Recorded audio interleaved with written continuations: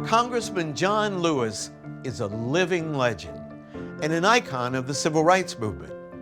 A central focus of Lewis's activism has been the fight for the right to vote, a right that until 1965, generations of African Americans had been denied.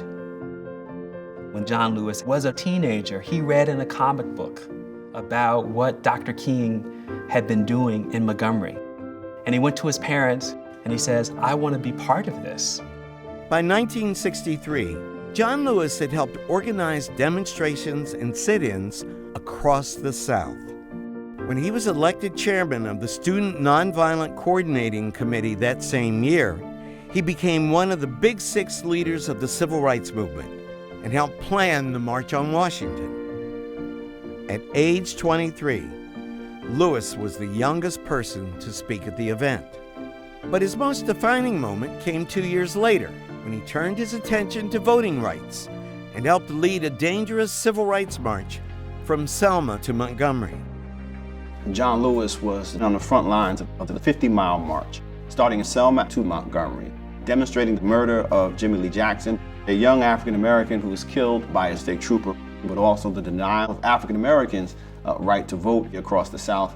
If they could get the nation to zero in on Selma, Alabama, a place that had a large black population and very few African-Americans who were registered to vote, then perhaps there could be some action.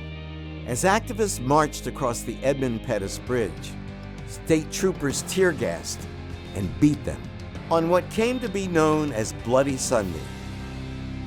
Lewis himself was severely beaten, suffering a fractured skull.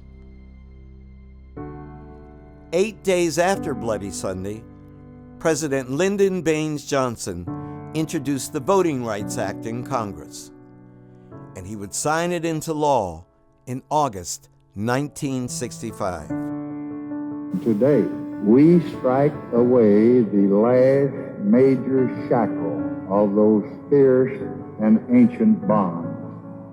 The Voting Rights Act of 1965 was written on the road from Selma to Montgomery. The government responded and reacted to the power of the people. John Lewis has helped secure the right to vote for millions of Americans. He's been on the front lines of the fight for civil rights for over 50 years. And the last time I checked, he was still fighting. Too many people struggled, suffered, and died to make it possible for every American to exercise their right to vote. And we have come too far together to ever turn back. We must stand up, speak and speak out.